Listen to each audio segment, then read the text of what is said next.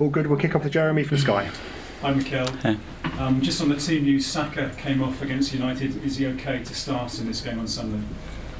Yeah, hopefully he will be fine. He had some issues in the final part of the game, but he's recovered well, and we expect him to be fine. Is everyone else okay? We've seen pictures of Partey back on a treadmill. It seems like he's progressing quite nicely. When's he going to be back in contention? He's progressing, but he had a significant injury, a recurrent injury as well. So we don't expect him to make progress that quickly to see him this season. But hopefully I am wrong.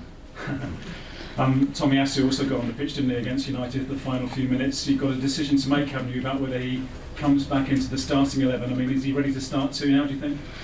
Well, you only know that when a player has been a long spell, when you put him on the pitch, and he hasn't started any matches yet, and he's like a little bit of time on the pitch, so it's a decision that we will make tomorrow.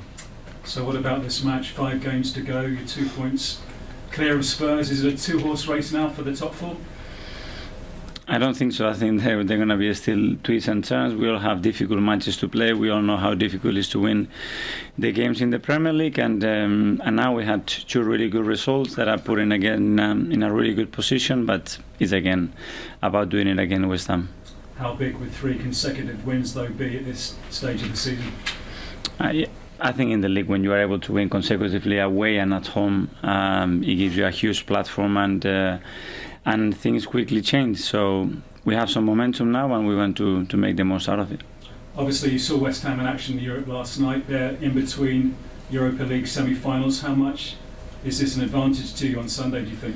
They've been doing that all season, and they've been really good in both competition. They have a big squad as well. They have many different options to change the play and still maintain the level. So I don't see that. We have played games Wednesday night and Saturday 12:30. We have managed to beat them, so I don't think about that.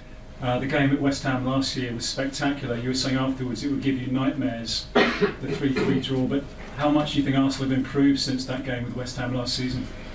Hopefully a lot, especially what we did in the first 20-30 minutes of that game, that we put ourselves in a really difficult position. It's true that we reacted phenomenally well, but obviously we want to start the game in a different way. Just 2 more. We've been speaking to Granit Xhaka, who's been telling us how good a mental place he's in at the moment. What would you put down his renaissance at Arsenal to this season? Okay. Things that are happening in his life, in his private life. He's a father now. He's been through a lot. He's been through difficult moments here. He's found, I think, a lot of support internally to deal with certain situations. His character, the way he approaches problems, how he's willing to change things, to improve constantly, to become a better person, a better player, and credit to him for what he's done. And just finally, on Jurgen Klopp's new contract at Liverpool, it's good news for Liverpool fans, but is it good news for the other teams, do you think, at the top of the Premier League, trying to... We have enough decided what is right for us, so whatever the other teams do, I'm assuming that they are doing to keep being at the best level, and Jurgen has shown what he's done for that club in the last six years. Thank you. Roger from Premier League. Hi, Mikel. First of all, you said it's not a 2-horse race between yourself and Spurs, but you two are vying for that 4th spot. Looking at the way the fixtures pan out over the next 5 games, Spurs, I think, are playing before you in a few of those. Does that have any bearing, the way the fixtures fall? Is there a benefit to you that they played first, or a benefit to them? I think nobody knows about that. So last time they played before us and we didn't take that advantage. It's gone the other way around as well. So I don't know. We can just focus in what we can do. Would it be a benefit if you saw that they had lost? Does that give something to your team going out there knowing that you can capitalise? If we win, yes. And that's the best thing. If they lose and we win, obviously we are 1 game less in a much stronger position. You mentioned before about West Ham. They are in between their 2 semi-final legs. We're seeing their results have perhaps dropped off in the last couple of months or so. Are they finding out now how difficult it is to go deep into European competition and maintain a challenge in the Premier League? It is very demanding, but you watch yesterday's game and the chances that they created and the chances that they missed, the result could have been very, very different. So I don't think it's a performance issue. And of course it is demanding when you're playing 3 times a week.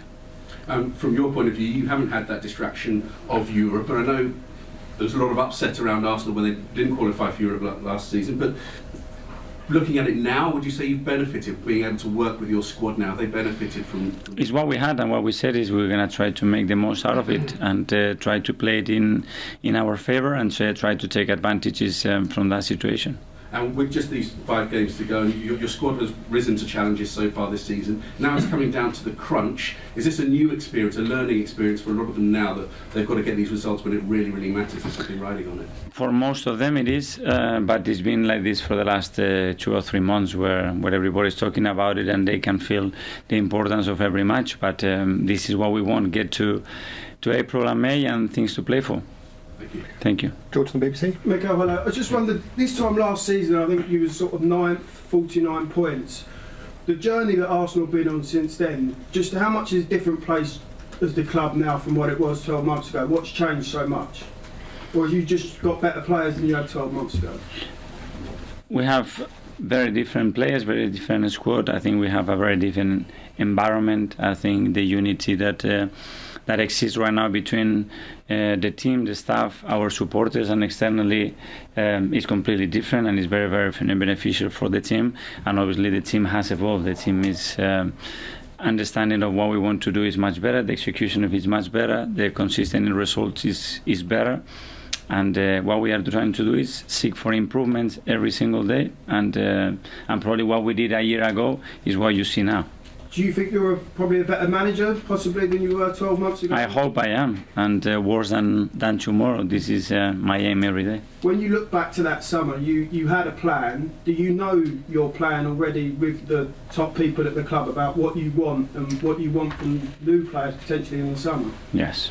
You've identified talents already, potentially, and that's regardless of where you finish in the Champions League, possibly? It's not that easy as that, but the plan is very clear. Okay, and just one, does that plan involve Hector Bellerin, or do you expect him to leave in the summer? Any player with a contractual obligation with us, both ways, is our player and is considered as our player. So every plan is considering that possibility exists and how they could fit in our team. Ian Talksport. Hi Mikel, you well? Very good. I mean, obviously West Ham are expected to rest a lot of their first choice players for their game on Sunday, and probably Leicester will do the same at Spurs. So, I mean, do you see any problems with either manager Brendan Rodgers or David Moyes doing that when you two are both fighting for top 4?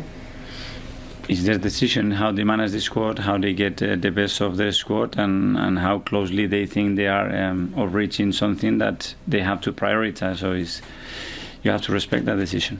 How difficult is it to plan for a game against a team that might put out a much changed or weakened team?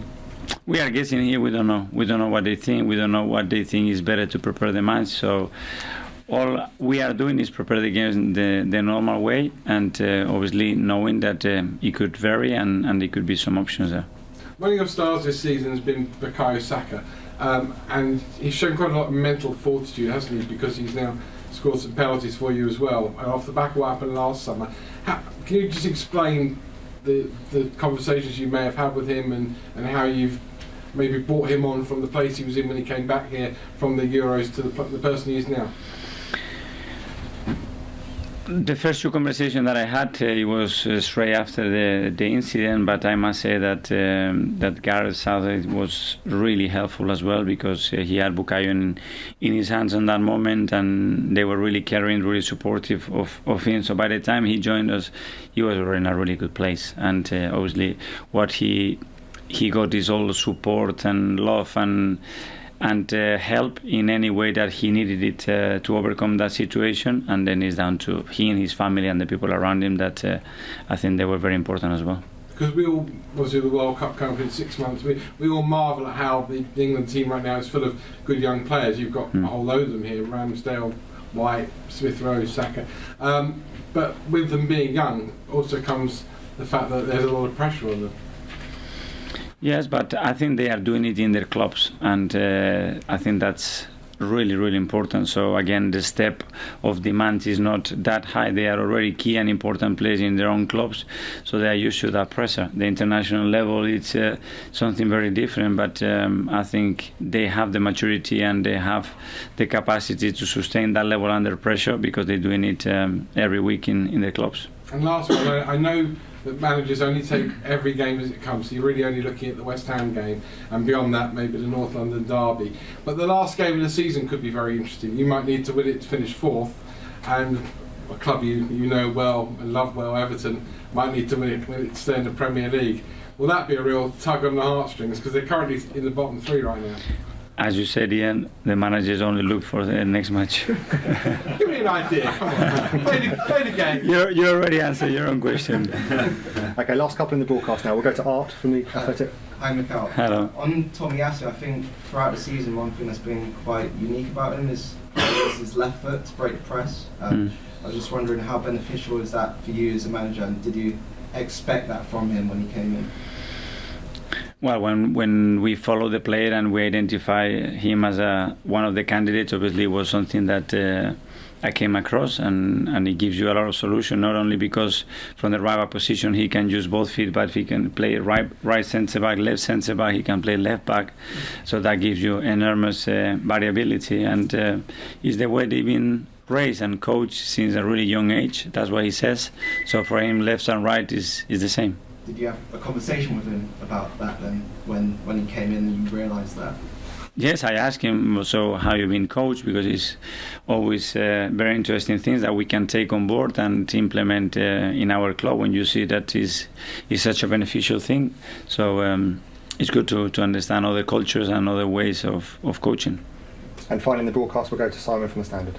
Mikel, obviously what happened last summer with Bukayo, most people didn't think we'd be in this situation, but is he now your penalty taker for Arsenal?